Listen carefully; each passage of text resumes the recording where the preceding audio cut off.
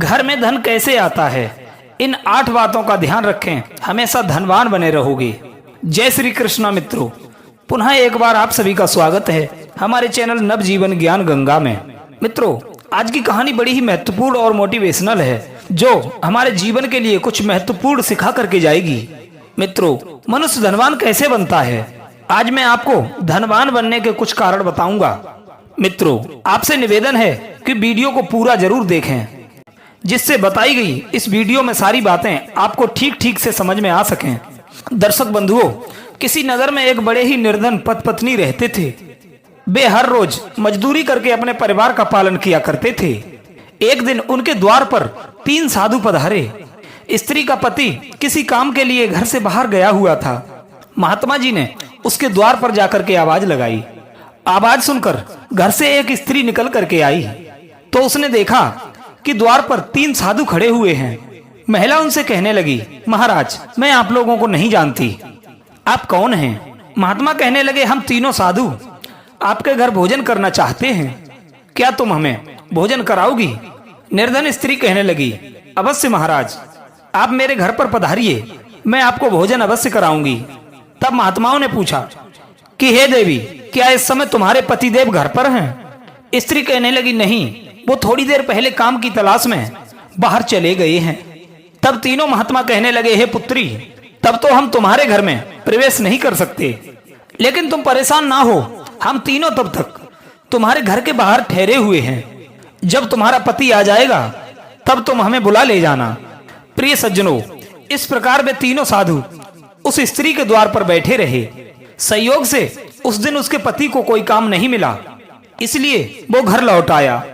महिला ने उन साधुओं के बारे में अपने पति से कहा, अजी सुनते हो, काफी देर से अपने द्वार पर 3 साधु बैठे हुए हैं। वे तीनों भोजन करना चाहते हैं, लेकिन आप घर में नहीं थे, इसलिए वे घर में नहीं आए। यदि आपकी आज्ञा हो तो तीनों सन्यासियों को घर में बुलाकर भोजन करा दूं? पति कहने लगा, अरे भाग्यवान, इसमें पूछने वाली बात क्या है, जाओ और उन्हें बुला करके ले आओ और उन्हें भोजन करवा दो। अब तो पति की आज्ञा पाकर वो स्त्री साधुओं के पास पहुंची और बोली, महात्मन, अब मेरे पति घर में आ गए हैं, कृपया आप लोग घर में पधारिए। उस स्त्री की बात सुनकर महात्मा जी कहने लगे, हे पुत्री, हम तीनों साधु किसी के घर में एक साथ प्रवेश नहीं करते, क्योंकि हम तीनों में एक साधु का नाम धन है, दूसरे का नाम सिद्धि है और तीसरे का नाम प्रेम है। तुम जाकर अपने पति से ये पूछ लो कि वो सबसे पहले किसे बुलाना चाहेंगे। दर्शक बंधुओं, साधुओं की बात सुनकर वो स्त्री अपने पति के पास पहुंची और पूछने लगी कि उन तीनों साधुओं में से एक का नाम धन है, दूसरे का नाम सिद्धि है और तीसरे का नाम प्रेम है। वे तीनों एक साथ घर में नहीं आ सकते। उन्होंने ये पूछवाया है कि सबसे पहले आप किसे बुलाना चाहोगे। पत्नी की बात सुनकर पति बड़ा प्रसन्न हुआ, कहने लगा, एक काम करो, हम लोग बड़े गरीब हैं, हमें धन की बहुत बड़ी आवश्यकता है, जाओ पहले धन को बुला लाओ। धन के आने के कारण हमारे घर से गरीबी मिट जाएगी और हम धनवान बन जाएंगे। आज के समय में कौन ऐसा व्यक्ति है जो धन को नहीं पाना चाहेगा। कहते हैं, जैसे दांत अलग होने से सांप कुछ नहीं है, मद के बिना हाथी कुछ नहीं है, उसी तरह से संसार में धन के बिना पुरुष नाम मात्र का ही पुरुष है।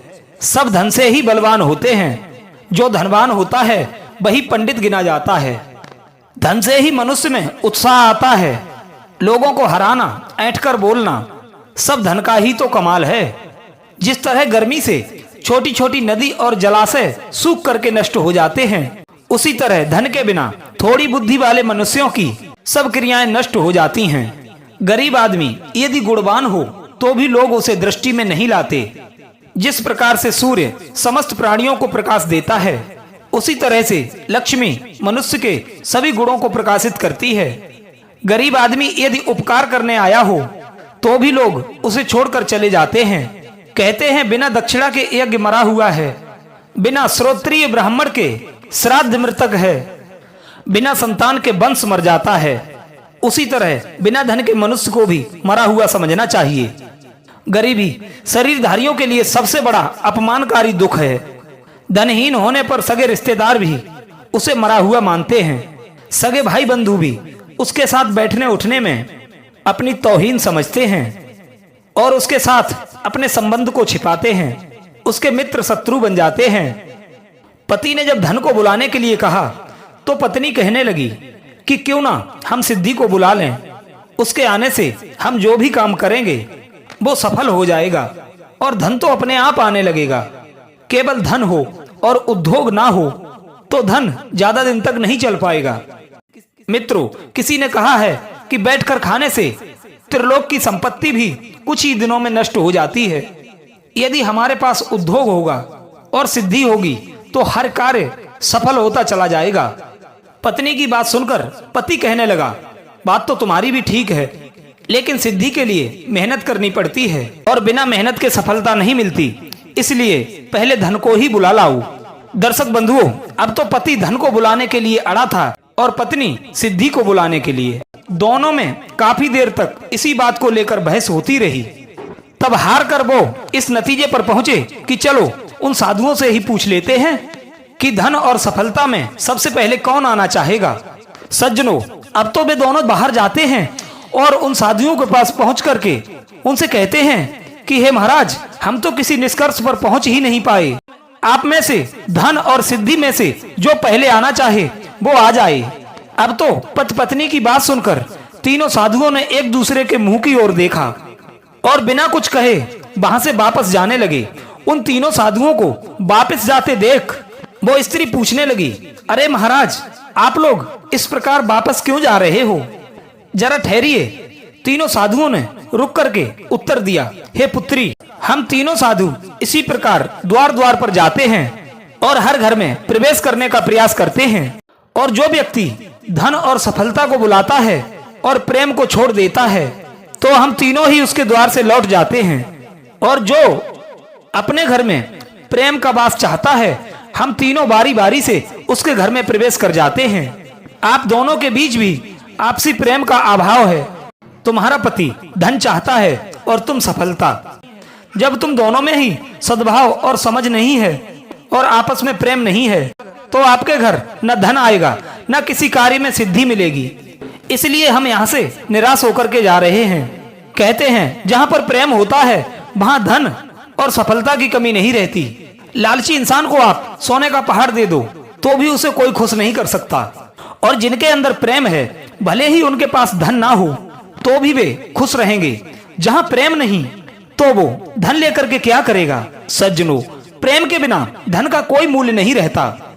हमने देखा है कि बड़े बड़े धनवान, बड़े बड़े अधिकारी पत्नी से और पुत्र से दुखी होकर के आत्महत्या कर करके मर जाते हैं। क्या उनके पास धन नहीं था? धन तो बहुत था, पर आपसी सद्भाव नहीं था।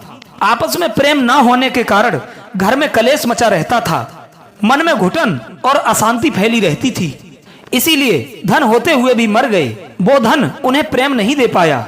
इसलिए कहते हैं प्रेम के बिना धन मूल्यहीन है। जिस प्रकार से बुढ़ापा सुंदर रूप को नष्ट कर देता है, आशा धैर्य का नाश कर देती है, मृत्यु प्राणों का नाश करती है, दोष देखने की आदत आने वाले धन का नाश कर देती है, क्रोध लक्ष्मी को नष्ट कर देता है, दुष्टों की सेवा करने से आपका अच्छा स्वभाव नष्ट हो जाता है।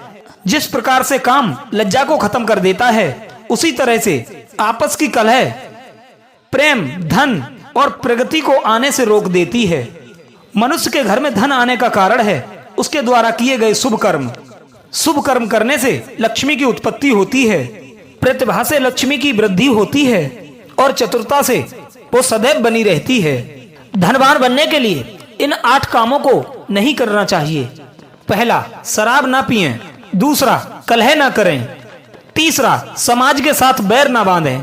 चौथा, पति पत्नी में मतभेद पैदा ना करें। पांचवा, कुटुंब वालों में भेद बुद्धि उत्पन्न ना करें। छठवां, राजा के साथ द्वेष ना करें। सातवां, स्त्री और पुरुष के बीच विवाद नहीं होना चाहिए। आठवां, बुरे रास्ते जो अधर्म से युक्त हों उनका त्याग कर दें। मित्रों, यदि इन 8 बातों को ध्यान में रख करके मनुष्य कार्य करे तो निश्चित रूप से वो धनवान बन जाएगा। और ये जो 8 काम करता रहता है उसके घर में दरिद्रता बनी रहती है। दर्शक बंधुओं, ये वीडियो कैसा लगा आप कमेंट के माध्यम से हमें अवश्य बताएं। मिलते हैं अगली वीडियो में एक नई ज्ञान चर्चा के साथ। आप सभी का बहुत बहुत धन्यवाद। जय श्री कृष्णा।